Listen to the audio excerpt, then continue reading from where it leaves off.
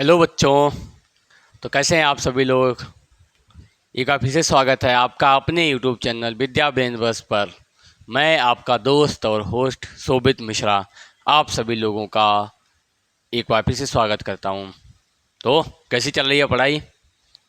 बढ़िया चल रही होगी, उम्मीद है अच्छी चल रही होगी पढ़ाई। रिवीजन भी चल रहा होगा और प्रॉपर नोट्स भी आप बना रहे होंगे, प्रॉपर नोट्स भी क्रिएट कर रहे होंगे और रिवीजन तो कर ही रहे होंगे, एनसीईआरटी सॉल्यूशन सॉल्व कर रहे होंगे। ठीक है, और पढ़ाई बढ़िया चल रही है सभी की। तो हम लोगों ने पिछले लेक्चर में क्या कवर कर लिया था, मिक्सचर और कंपाउंड का जो था। मिक्सचर और कंपाउंड में हम लोगों ने डिफरेंस कर लिया था कि मिक्सचर क्या होता है और कंपाउंड क्या होता है। इसके बारे में हम लोगों ने कंप्लीट जानकारी ले ली थी कि मिक्सचर में और कंपाउंड में क्या क्या डिफरेंस हैं, मिक्सचर क्या होता है, कंपाउंड क्या होता है, एलिमेंट क्या होते हैं, इनकी हम लोगों ने पूरी जानकारी ले ली थी। अब मिक्सचर और कंपाउंड बेस 2-3-4 क्वेश्चन हैं जो कि बहुत बहुत बहुत ज़्यादा पूछे जाते हैं, सिर्फ एकेडमिक लेवल पर ही नहीं, आपकी क्लास के अकॉर्डिंग ही नहीं, आप जब अपर लेवल पे भी पहुंचेंगे, जैसे नीट का एग्ज़ाम प्रिपरेशन करेंगे या आईआईटी का एग्ज़ाम जो प्रिपरेशन करेंगे या कोई कंपटीशन एग्ज़ाम देंगे, जैसे रेलवे का एग्ज़ाम दे रहे हो या एनडीए सीडीएस का जो 12th के बाद बच्चे एग्ज़ाम देंगे, वहाँ पे यहाँ से ये 3 क्वेश्चन ऐसे हैं कि भर भर के क्वेश्चन पूछे गए। कई बार यहाँ से क्वेश्चन पूछे जा चुके हैं रेलवे एग्ज़ाम्स में, एनडीए में, सीडीएस में, यहाँ बहुत बार यहाँ से क्वेश्चन बने हैं। ठीक है, तो अब हम लोग कंपाउंड और मिक्सचर बेस पे 3 क्वेश्चन ऐसे हैं जिन्हें हम लोग देखेंगे। और पहला क्वेश्चन ये है पहला क्वेश्चन है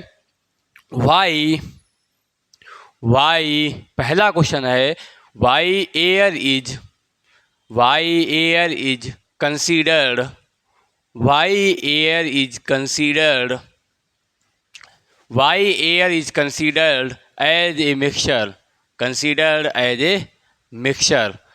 क्वेश्चन ये है कि एयर को हम लोग मिक्सचर ही क्यों कहते हैं, उसे मिक्सचर क्यों माना जाता है, एयर क्या कंपाउंड नहीं हो सकती है, एयर को हम लोग मिक्सचर क्या क्यों कहते हैं। ठीक है, अब मिक्सचर के हमें पॉइंट पता होने चाहिए, क्या क्या पॉइंट थे मिक्सचर के। मेनली 5 डिफरेंस हम लोग अगर निकाल दें, इसके 3 से 4 भी निकाल दें तब भी हम लोग कह देंगे ये मिक्सचर है। मिक्सचर के कंपोनेंट क्या क्या थे, मिक्सचर की प्रॉपर्टीज़ क्या क्या थी। पहली प्रॉपर्टी ये थी मिक्सचर की कि इसमें 2 या 2 से अधिक एलिमेंट मिले होंगे या 2 या 2 से अधिक कंपाउंड मिले होंगे, लेकिन वो केमिकली कंबाइन नहीं होते हैं। पहली प्रॉपर्टी यही थी कि 2 या 2 से अधिक एलिमेंट्स होंगे लेकिन केमिकली कंबाइन नहीं होंगे। 2 या 2 से अधिक के एलिमेंट्स का मिक्सचर होगा लेकिन केमिकली कंबाइन नहीं होंगे। पहला पॉइंट ये था।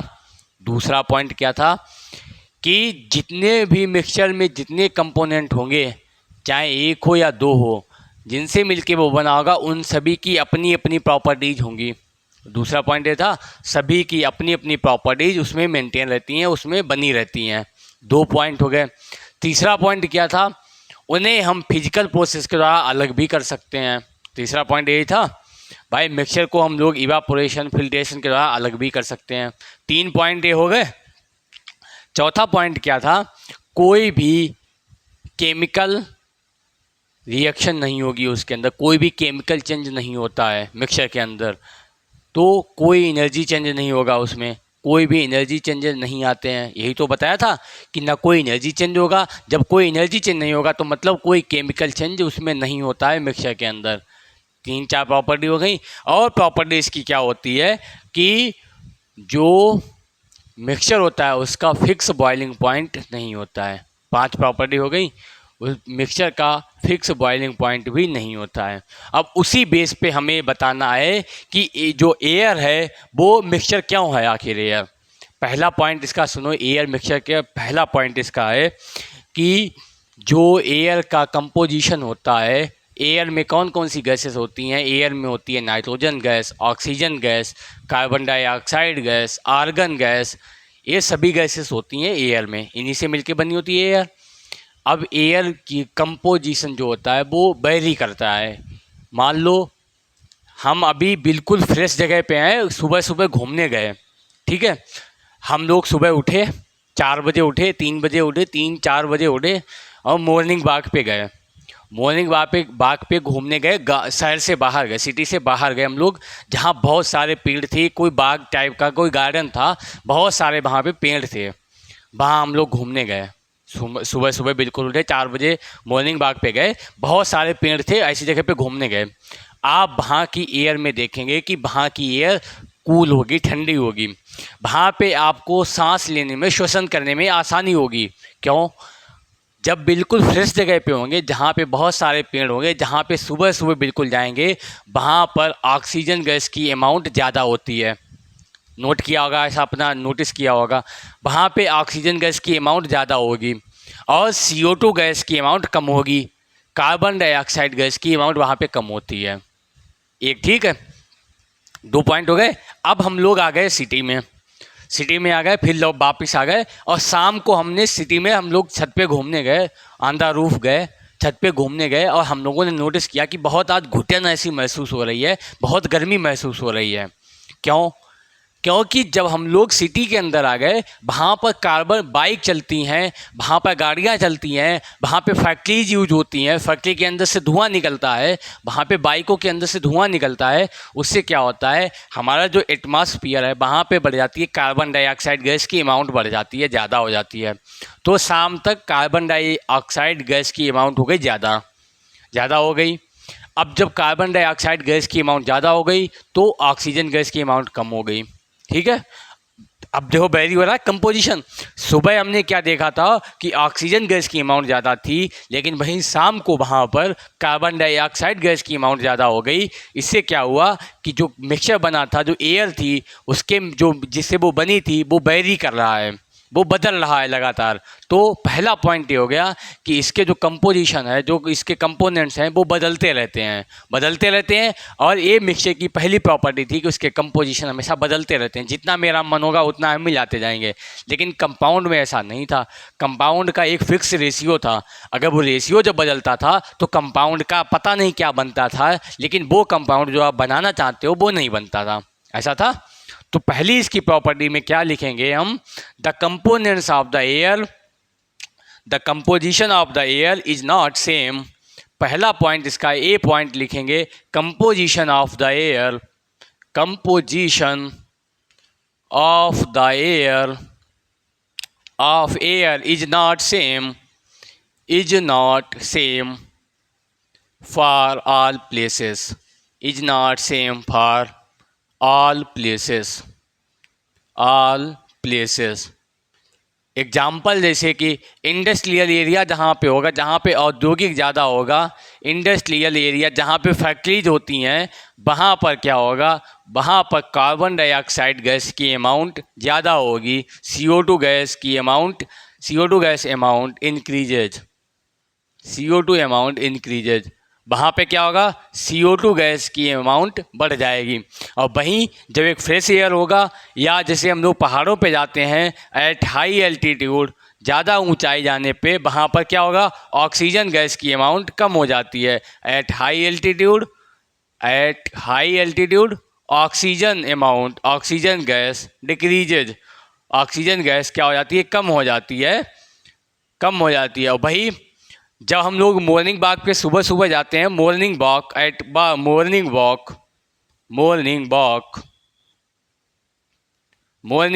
एट ए गार्डन, जहाँ पे बहुत सारे पेड़ हो, या फॉरेस्ट, जो जहाँ पे ज़्यादा पेड़ होते हैं उसे फॉरेस्ट भी बोलते हैं।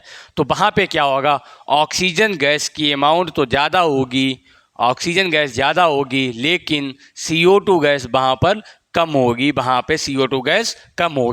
ठीक है। तो क्या हुआ, कंपोजिशन देखो बदल रहा है भाई। इंडस्ट्रियल एरिया में जब गए वहाँ पे CO2 ज़्यादा थी, जब ऊंचाई पर गए वहाँ पे ऑक्सीजन गैस कम हो गई, जब सुबह सुबह घूमने गए तो ऑक्सीजन ज़्यादा हो गई, कार्बन डाइऑक्साइड गैस कम हो गई। तो क्या कंपोजिशन एयर का बदल रहा है। और ये मिक्सचर की पहली प्रॉपर्टी थी कि मिक्सचर में हम लोग कंपोजिशन बदलता रहता है उसका, मेरा जितना मन होगा उतनी हम चीनी उसके अंदर ऐड करेंगे। लेकिन कंपाउंड में ऐसा नहीं था, कंपाउंड का जो कंपोजिशन है तो वो निश्चित होता है, एक फिक्स रेशियो में होता है। तो इसीलिए एयर जो है वो जब उसका कंपोजिशन बदल रहा है तो एयर क्या हो गई, एक मिक्सचर हो गई, ठीक है। इतना नोट करो, फिर हम लोग दूसरे पॉइंट पे बढ़ते हैं। जल्दी जल्दी नोट करो, नोट कर लिया होगा उम्मीद है। अब दूसरी तरफ हम लोग बढ़ते हैं, पॉइंट नंबर 2 देखते हैं कि इसका दूसरा रीजन आखिर ऐसा क्या है कि एयर को हम लोग मिक्सचर कंसीडर करते हैं, मिक्सचर कंसीडर करते हैं। ठीक है, दूसरा पॉइंट, जो ये कंपोजिशन होते हैं एयर के, जो कंपोजिशन है एयर के, जो एयर के जो वो हैं क्या हैं, कंपोनेंट्स हैं, components of air, components of air can be separated by, can be separated by, separated by, can be separated by the physical process, by the physical process, such as, by the physical process, by the physical process, such as liquefaction, liquefaction, liquefaction, and liquefaction and fractional distillation and fractional distillation। ठीक है, तो इसे हम लोग physical properties के द्वारा oxygen gas को अलग कर सकते हैं, नाइट्रोजन गैस को अलग कर सकते हैं लिक्विफिकेशन के द्वारा, फ्रैक्शनल डिस्टिलेशन के द्वारा। अब देखो इसके कंपोनेंट्स को जब अलग कर सकते हैं, ये भी मिक्सचर की प्रॉपर्टी थी, मिक्सचर के जो कंपोनेंट होते थे उन्हें हम लोग अलग कर सकते थे, उन्हें हम लोग अलग अलग कर सकते थे फिजिकल प्रोसेस के द्वारा, लेकिन कंपाउंड्स के कंपोनेंट को हम लोग अलग अलग नहीं कर पाते थे फिजिकल प्रॉपर्टीज़ के द्वारा, फिजिकल प्रोसेस के द्वारा। दूसरा रीजन हो गया एयर क्यों मिक्सचर है। तीसरा रीजन इसका देखो, तीसरा रीजन इसका ये है, तीसरा जो रीजन है इसका वो ये है कि जो एयर है जब ये मिलती है, एयर में जो ऑक्सीजन गैसेस मिलती हैं तो कोई भी no chemical change occurs, no chemical change occurs during no chemical change occurs when the components of air mixed, when the components of air, when the components of air mixed up each other, mixed up, जब air के components मिलते हैं तो कोई भी chemical change नहीं होता है, कोई भी केमिकल चेंज नहीं होता है। ये भी किसकी प्रॉपर्टी थी, ये भी मिक्सचर की प्रॉपर्टी थी कि कोई भी केमिकल मिक्सचर में जब बनता है तो कोई भी केमिकल प्रॉपर्टी नहीं होती, कोई भी केमिकल चेंज नहीं होता है। ठीक है, नोट करो। फिर हम लोग एक और प्रॉपर्टी देखते हैं, उसके बाद इसे बाउंड अप करते हैं, फिर हम लोग बढ़ेंगे why water is considered as compound, उसकी तरफ बढ़ते हैं। नोट किया होगा, उम्मीद है इतना नोट कर लिया होगा। अब हम इसकी लास्ट प्रॉपर्टी देखते हैं कि एयर आखिर मिक्सचर क्यों है। ठीक है, तीन प्रॉपर्टी समझ आ गई। जब एयर के कंपोनेंट मिलते हैं तो कोई भी केमिकल चेंज नहीं होता है उसके अंदर, और एयर के जो कंपोनेंट है उन्हें हम लोग फिजिकल प्रोसेस के द्वारा अलग भी कर सकते हैं, और ये वेरी करता रहता है उसका composition.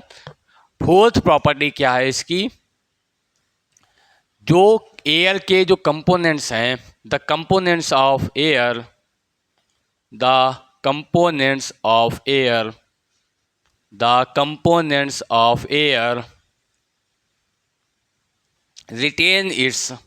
retain their individual properties, their individual properties. मतलब समझे, वो जो एयर के कंपोनेंट्स हैं वो क्या करते हैं, वो अपनी खुद की अलग अलग प्रॉपर्टीज बनाए रखते हैं। जैसे ऑक्सीजन गैस का काम क्या होता है, फायर को जलाना, फायर को जलाना। ठीक है, ऑक्सीजन गैस का काम होता है फायर को जलाना या कंबशन।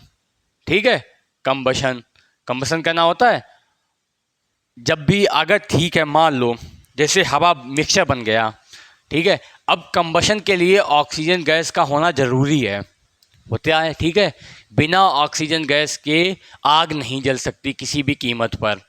जहाँ पर ऑक्सीजन गैस नहीं होती है वहाँ पे आग नहीं जमती है, वहाँ पे आग नहीं जलती है, पहला रीज़न। लेकिन हवा चलती है, हमारे चारों तरफ हवा है। यहाँ पे अगर हम आग जलाएं अभी जल जाएगी, तुरंत ही जल जाएगी आग। क्यों? यहाँ पे ऑक्सीजन गैस प्रेजेंट है। अगर ऑक्सीजन गैस प्रेजेंट है, हमें दिख तो नहीं रही, यहाँ पे हवा महसूस हो रही है, तो हवा की, जैसे कि देखा होगा कभी आंधी आती हो और तब आग लग जाए, या बहुत तेज़ हवा चल रही हो तब आग लग जाए, तो आग बहुत तेज़ जलती है। ऐसा देखा है? अगर आग लग गई हो और हवा तेज़ चल रही हो तो आग बहुत तेज़ी से बढ़ती है। क्यों? हवा का भी काम होता है, एयर का भी काम है कि आग को जलाना, आग को बढ़ाना, और वही सेम काम किसका है? ऑक्सीजन गैस का। अगर एयर से ऑक्सीजन गैस निकाल दो तो आप आग को नहीं जला सकते हो, किसी भी कीमत पे आग नहीं जलेगी। ठीक है? तो एयर का भी काम होता है आग को जलाना, और साथ में ऑक्सीजन गैस का भी काम होता है आग को जलाना। तो मतलब ऑक्सीजन गैस जो मिक्सचर बना था उसके अंदर ऑक्सीजन गैस की अपनी प्रॉपर्टी बनी रही, यही तो हुआ, तभी तो आग जल रही है। अगर ऑक्सीजन गैस की प्रॉपर्टी वहाँ पे ना हो तो आग बिल्कुल भी नहीं जलेगी, लेकिन आग जल रही है तो मतलब ऑक्सीजन गैस की जो प्रॉपर्टी है, वो आग जलाने की जो प्रॉपर्टी है वो बनी रहती है उसके अंदर। ठीक है? तो इंडिविजुअल प्रॉपर्टी बनी रहती है इसके अंदर। दूसरा काम क्या होता है? CO2 गैस जैसे होती है, CO2 गैस जो होती है वो क्या करती है, वो लाइम वाटर को, जैसे वही अभी सीखा था, लाइम वाटर जो होता है उसे क्या कर देती है, उसे कन्वर्ट कर देती है किसमें? लाइम वाटर को मिल्की बना देती है, दूध कलर का बना देती है। किसका? दूध जैसे वाइट वाइट होता है वो क्या कर देती है, उसे बना देती है। इसका example white washing. White washing करते समय जब हम लोग देखते हैं कि 2-4 दिनों के बाद वाइट वॉशिंग और तेज़ी से चमकती है, सफ़ेद और ज़्यादा हो जाता है। जैसे अभी हम लोगों ने यहाँ पे वाइट कलर लगाया, वाइट कलर लगाने के बाद आज इतना अच्छा नहीं लगेगा जितना 3-4 दिनों के बाद अच्छा लगता है। क्यों? CO2 गैस जो होती है, वो जो लाइम वाटर होता है, चूना जिसका इस्तेमाल हम लोग करते हैं, उसे दूध कलर का बना देती है, दूधिया कलर बना देती है, तो वो अच्छा लगने लगता है। ठीक है? तो इस तरह से हम लोग कह सकते हैं कि एयर जो है वो एक मिक्सचर है। सभी इसकी प्रॉपर्टी जो एयर की हैं वो मिक्सचर वाली प्रॉपर्टीज हैं, इसीलिए एयर को हम लोग बोलते हैं एयर इज ए मिक्सचर। ठीक है? रीजन समझ आ गया क्यों एयर को मिक्सचर कहते हैं? उम्मीद है इतना नोट कर लिया होगा। अब हम लोग अपने आगे बढ़ते हैं और सेकंड क्वेश्चन लेते हैं, जो कि पूछा गया है NDA जैसे एग्जामों में कि आखिर ऐसा क्यों होता है। NDA ये क्वेश्चन पूछे कैसे जाते हैं पता है कैसे? मान लो क्वेश्चन पूछा जाएगा why air is considered as mixture, अब उसमें एक दे दिया जाएगा, ऑप्शन दे दिया जाएगा, किसका?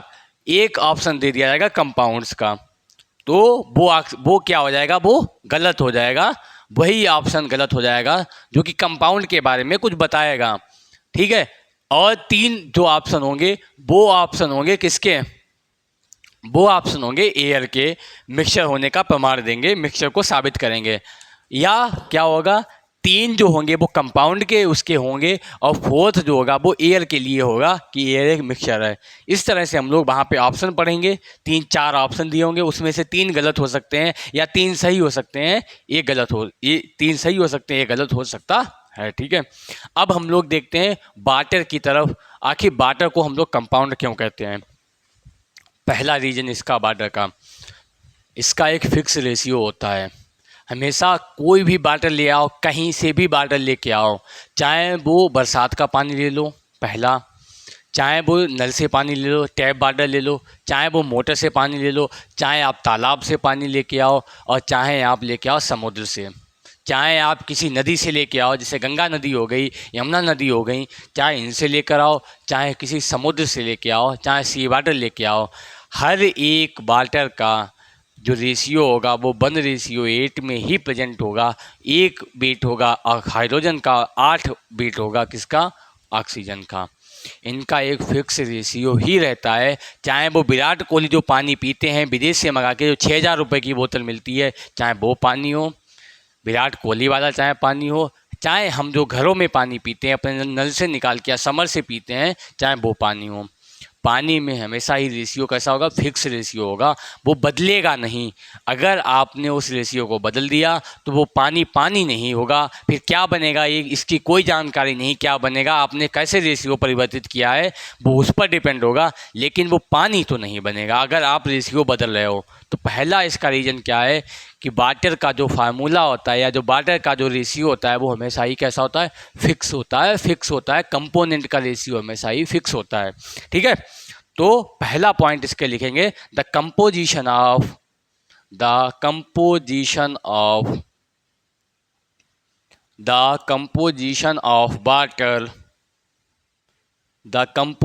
of water always remains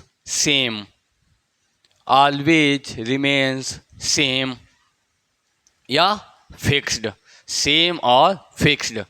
जैसे हमेशा कितना होगा, वाटर का फार्मूला क्या होगा, H2O, और इसका हमेशा क्या रेशियो होगा, 1:8 में ही प्रेजेंट होगा, 1:8 में ही बाई मास, इतने मास में ही होगा। चाहे कहीं का भी पानी ले आओ, चाहे बरसात का पानी ले लो, चाहे विराट कोहली वाला पानी ले लो, चाहे आप ऑस्ट्रेलिया से पानी लेके आएँ, चाहे आप इंग्लैंड से लेके आओ, चाहे आप यूएसए से पानी लेकर आओ, चाहे आप कनाडा से लेके आओ, चाहे आप चाइना से लेके आओ, चाहे जापान से लेके आओ, और चाहे भारत से लेके आओ, भारत के से कहीं से भी पानी लेके आओ, समुद्र से लेके आओ या कहाँ से लेके आओ, नल से लेके आओ, मोटर से लेके आओ, आप डिस्टिल्ड वाटर लेकर के आओ, आप तालाब से लेकर आओ, समुद्र से लेकर आओ, आप नदियों से लेकर आओ, हर जगह के पानी का रेशियो कितना होगा, 1:8 में ही होगा। और एक कंपाउंड्स की पहली प्रॉपर्टी थी कि उनका एक फिक्स रेशियो होता है, आप इसे बदल नहीं सकते हो। ऐसे ही इसका भी रेशियो आप बदल नहीं सकते हो, इसीलिए कंपाउंड जो वाटर होता है उसे हम लोग कंपाउंड कहते हैं, ठीक है। अब दूसरी प्रॉपर्टी इसकी, भाई एक प्रॉपर्टी हो गई फिक्स रेशियो में होगा, दूसरी प्रॉपर्टी होगी जो वाटर के जो कंपोनेंट्स होंगे, the components of water, the components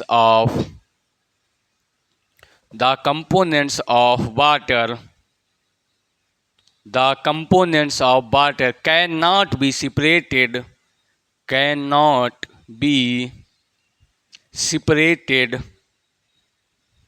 by the physical process,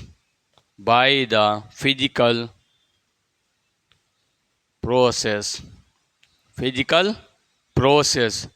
आप जो कंपोनेंट्स हैं वाटर के कौन कौन से, एक तो हाइड्रोजन हो गया, दूसरा ऑक्सीजन हो गया, इन कंपोनेंट्स को आप फिजिकल प्रोसेस के द्वारा अलग अलग नहीं कर सकते हो, बिल्कुल भी अलग नहीं कर सकते हो। अगर आप ये चाहो कि हम फ्रैक्शनल डिस्टिलेशन के द्वारा H2O से हाइड्रोजन और ऑक्सीजन गैस को अलग कर दें तो इट इज़ इम्पॉसिबल, ऐसा बिल्कुल भी नहीं हो सकता। इट इज़ इम्पॉसिबल, ये असंभव है कि ऐसा हो जाए कि जो वाटर के जो कंपोनेंट्स हैं उन्हें आप फिजिकल प्रोसेस के द्वारा अलग अलग कर सको। कंपाउंड की दूसरी प्रॉपर्टी भी यही थी कि आप कभी भी कंपाउंड से उसके कंपोनेंट्स को अलग अलग नहीं कर सकते हो, दूसरी प्रॉपर्टी, ठीक है। इतना नोट करो, फिर हम लोग आगे बढ़ते हैं फटाफट, जल्दी नोट को। फिर तीसरी प्रॉपर्टी देखते हैं और फोर्थ प्रॉपर्टी देखते हैं, फिर लेक्चर को बाउंड अप करते हैं, फिर लेक्चर को समाप्त करते हैं। फिर अगला कल हम लोग देखेंगे अगला क्वेश्चन जो है, और सॉल्यूशन के टॉपिक के लिए हम लोग आगे बढ़ेंगे अपना कल, ठीक है। तो दो प्रॉपर्टी हम लोगों ने अभी तक ये सीखी कि हाँ वाटर को अभी तक हम लोग कंपाउंड कह सकते हैं। तीसरा पॉइंट और मोस्ट इम्पॉर्टेंट पॉइंट, जब भी आप कंपोनेंट्स को मिलाएंगे, केमिकल रिएक्शन या chemical change occurs, chemical reaction occurs when the components of water, when the components of water is mixed up, क्या होता है, मिलाए जाते हैं तो केमिकल रिएक्शन होती है। एग्जाम्पल जैसे H2 मिलाया और ऑक्सीजन मिलाया, H2 भी क्या थी, एक गैस थी, ऑक्सीजन भी एक गैस थी, और बन गया हम लोगों का H2O, मतलब पानी बन गया। और ये कैसा होता है, लिक्विड स्टेट में होता है, ठीक है। तो केमिकल रिएक्शन भी होती है जब वाटर को हम लोग मिलाते हैं इसके अंदर, ठीक है। केमिकल रिएक्शन भी होती है जब वाटर को मिलाया जाता है, जब वाटर में हम लोग मिलाते हैं। ठीक है, तो 3 प्रॉपर्टी हो गई इसके अंदर, और ये भी कंपाउंड की रिएक्शन थी। और fourth, the components of water, the components of water, the components of water does not retain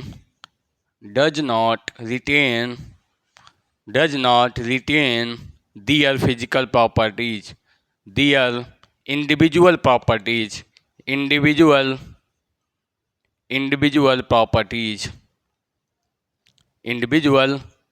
properties। ठीक है, मतलब जब पानी बन जाएगा तो ऐसा नहीं होगा कि उसके अंदर ऑक्सीजन के अपने गुण हों और हाइड्रोजन के अपने गुण हों। ठीक है, तो इस तरह से हम लोग कह सकते हैं कि वाटर जो है वो एक कंपोनेंट ही है, वो वाटर एक कंपाउंड ही है, वो एक मिक्सचर नहीं है। 4 प्रॉपर्टी बताई, चारों प्रॉपर्टी किसकी थी? कंपाउंड की थी। इसीलिए कल हम लोगों ने देखा था मिक्सचर और कंपाउंड में क्या डिफरेंस होता है। ठीक है, तो इतना नोट कर लो और फिर हम लोग आज का लेक्चर बाइंड अप करते हैं। ठीक है, आज का लेक्चर समाप्त करते हैं यहीं पर। नोट कर लिया होगा, उम्मीद है इतना नोट किया होगा आप लोगों ने। तो आज के लिए इतना ही रखते हैं और मिलते हैं अपने लोग अगले लेक्चर में। ठीक है, उम्मीद है आपको लेक्चर पसंद आया होगा। अगर लेक्चर पसंद आया हो तो वीडियो को लाइक करें, चैनल को सब्सक्राइब करें और शेयर करें। ठीक है, मिलते हैं अगले लेक्चर में, तब तक के लिए धन्यवाद।